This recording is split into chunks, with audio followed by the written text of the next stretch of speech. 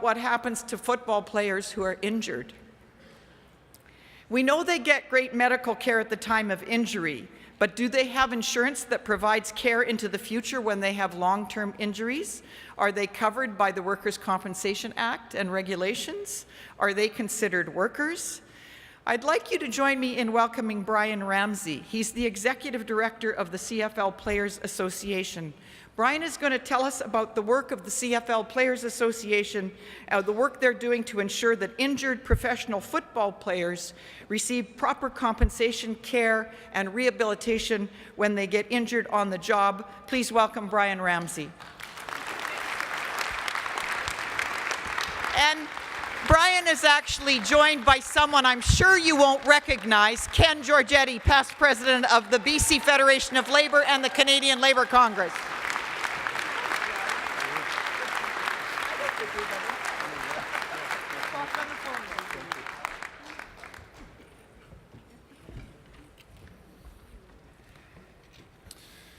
Thank you for the introduction, Irene. I've been advised to start my speech today with one simple line. First time delegate, first time speaker.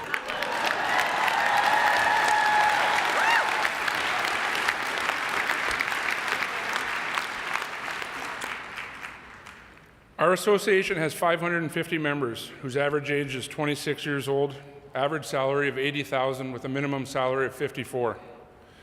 Believe it or not, professional football players in Canada have two things in common with everyone in this room. First, they are proud members of a recognized union that represents them at bargaining. And second, they see the job they do as professional athletes as their paid employment. I want to talk about both of those things in a minute, but before I do that, I'd like to thank Irene and the BCFED officers for making time in a very busy convention schedule to hear from the CFL Players Association. Irene has been especially generous in providing our association with a lot of advice and outreach to guide us through some important and complex issues that we face as professional athletes. Thank you, Irene. Our association became the recognized bargaining agent for players over 50 years ago. Bargaining with league officials has always been an uphill battle. Team owners are not a whole lot different from other employers. They are slow to give, and they find it much easier to talk than to listen. And it's on that last point our association has really had to speak up for our membership. Simply put, our members have to do what no other workers in Canada have to do, and that's negotiate with our employer for what people in this room would describe as basic workplace health and safety protections. Our current contract has limited provisions for medical care, rehabilitation, and wage loss protection when a player is injured. In far too many cases, an injured player in the CFL is then forced to turn to the public healthcare system for care. And that's an outcome that means taxpayers are covering the costs that should be the responsibility of our employers, the CFL team owners. For CFL players who are US citizens, the problem is even worse. They have to turn to private healthcare for their system for rehabilitation. I'm going to speak briefly on one of the worst examples of that. Jonathan Hefney was one of our players who broke his neck on the field. October 1st, 2015, he was playing for the Montreal Alouettes. Jonathan's salary lasted for the next month and a half while that season completed. His rehabilitation protection was for 12 months from date of injury to October 1st, 2016. Jonathan needs 3 surgeries to be rehabilitated from that. Within the first 12 months, he had 1 of the 3.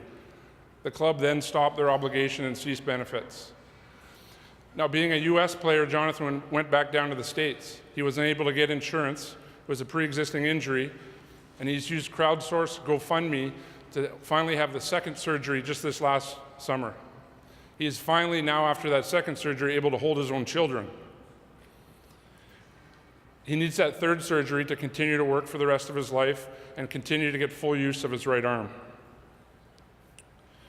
Adding to the problems we face, a recent court decision has effectively shut the door on professional athletes in Canada who are covered by a collective agreement from using the court system to get their medical bills or wage loss covered by the team. With the BCFED's help, we are fighting back. And we say professional athletes are no different from any other worker, and our employers should be part of the workers' compensation system.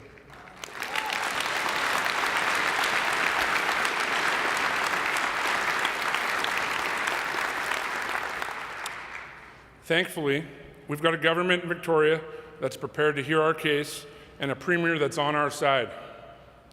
And so they should be. Why should taxpayers be expected to pick up a tab for a workplace injury? WCB legislation was brought in across Canada over a century ago to address that very problem. Employers, no matter who they are, have a duty of care for workers injured on the job. That's the argument we have made here in BC, and one we're taking across the country as well. No worker should have to bargain for their workplace health and safety. I know with the support of the Federation, we've been able to launch a strong campaign that we think will make a huge difference in the lives of our membership. Once again, I'd like to thank the BCFED for lending its support, guidance, and insight to our fight to get better health and safety protections for our members. In professional sports, we talk a lot about teamwork, but in this hall and beyond, it's solidarity that makes a winner.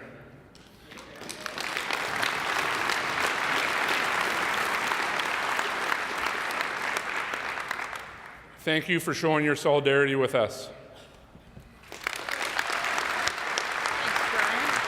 Lovely. I'll get this out of your way here. Thank you here.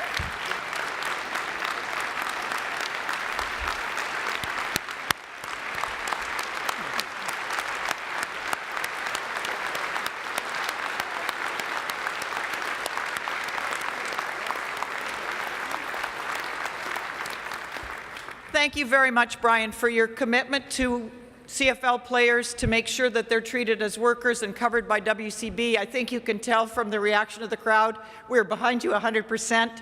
We have a little token of our appreciation for you.